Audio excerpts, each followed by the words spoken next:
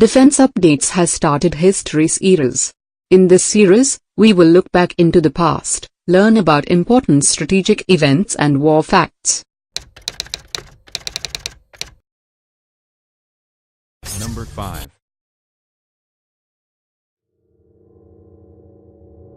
The Bangladesh Liberation War ignited after the 1970 Pakistan election, in which the East Pakistani Awami League won 167 of 169 seats from East Pakistan and thus secured an absolute majority in the 313-seat lower house of the Parliament of Pakistan.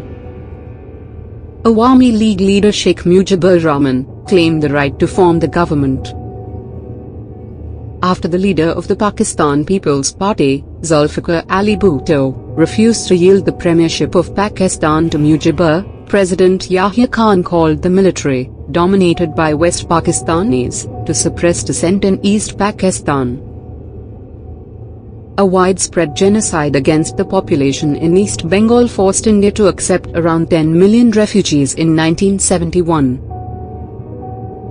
Tikar Khan, the military commander in East Pakistan in 1971, earned the nickname Butcher of Bengal due to the atrocities he committed. With the mounting refugee crisis, the then Prime Minister of India, Indira Gandhi, decided to intervene in the Pakistan civil war and help liberate East Pakistan. Due to the intervention of India in their civil war, West Pakistan grew hostile.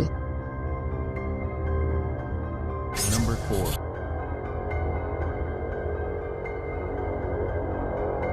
Pakistan Air Force launched a preemptive airstrike on 11 airfields in India on 3 December 1971 at around 5:40 p.m. Yahya Khan launched a Pakistani version of Israel's 1967 air blitz in hopes that one rapid attack would cripple India's far superior air power. The strategy was to try and catch the Indian Air Force napping. But India was alert, and the tactic did not work. An interesting point to note is that, during these attacks, Taj Mahal was covered with twigs and leaves and draped with burlap as its marble glowed very bright. The Indian Air Force wiped out the Pakistan Air Force within the first week of the war. The Indian Navy was not behind. It conducted Operation Trident. Karachi port was attacked by India on the night of 4th and 5th December, in which Pakistani destroyer PNS Khyber, minesweeper PNS Muhafiz were destroyed, and PNS Shah Jahan was badly damaged. Number 3. US supported Pakistan in this war. On December 9, Nixon, the then president of US, decided to send US 7th Fleet led by the aircraft carrier USS Enterprise into the Bay of Bengal to threaten India. The plan was to surround India from all four sides and force them to retreat, and leave East Pakistan. UK also helped Pakistan. British naval group led by the aircraft carrier HMS Eagle moved closer to India's territorial waters. The British and the Americans had planned a coordinated movement to intimidate India. While the British ships in the Arabian Sea would target India's western coast, the Americans would make a dash into the Bay of Bengal. Sri Lanka helped Pakistan in the 1971 war by allowing its aircraft to refuel at Bandaranaike International Airport in Colombo. In 1948, Sri Lanka radically changed its constitution, derecognizing Tamil as a co-national language, and declaring Sinhalese as the sole national and official language of the country, depriving Tamils of most of the government jobs.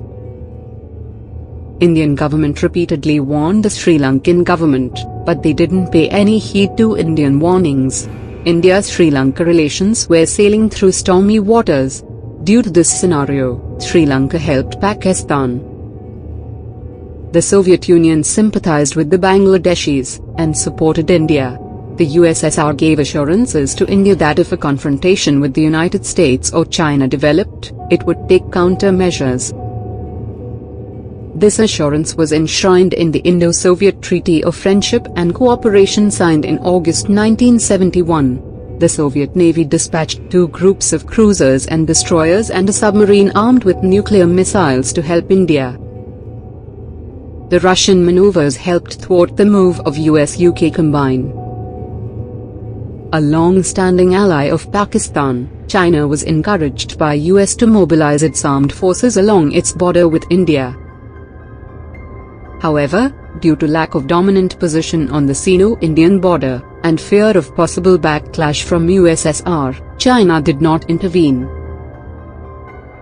There was also a line of thought in that independence for East Pakistan was a foregone conclusion. China endorsed UN proposal for a ceasefire and demanded mutual troop withdrawal, but was not prepared to intervene militarily. Number 2.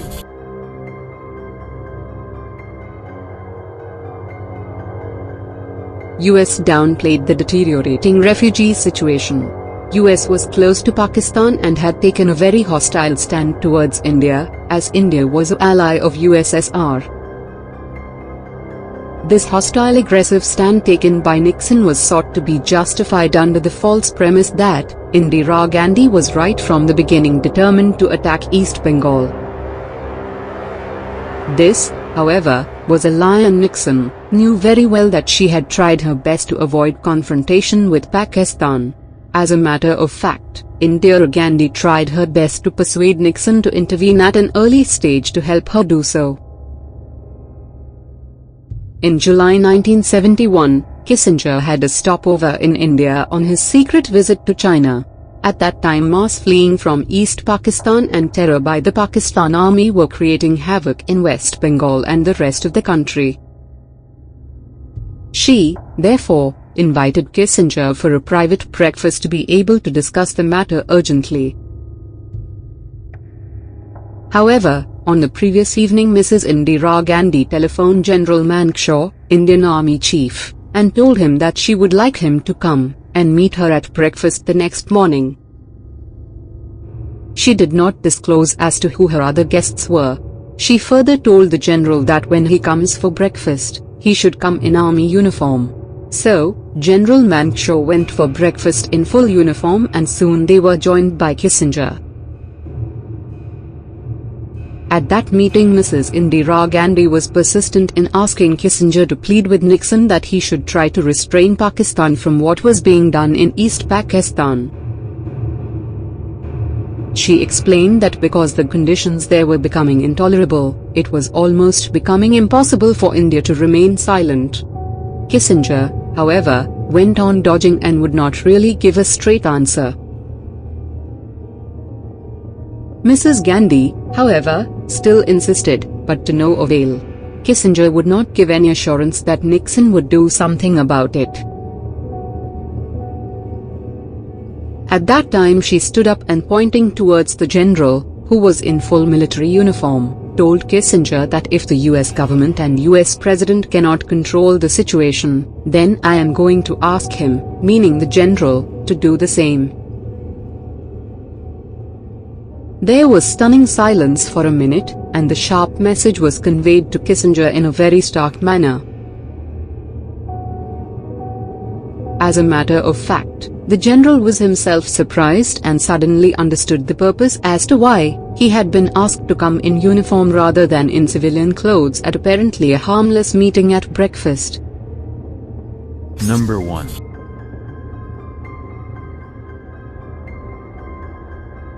Pakistani troops, aided by their local Islamist collaborators, killed an estimated 3 million people, raped over 300,000 women, destroyed innumerable homes, and forced millions more to leave their homes during the bloody 9-month war. The Bengali freedom fighters displayed unparalleled bravery in the war against Pakistan's regular army.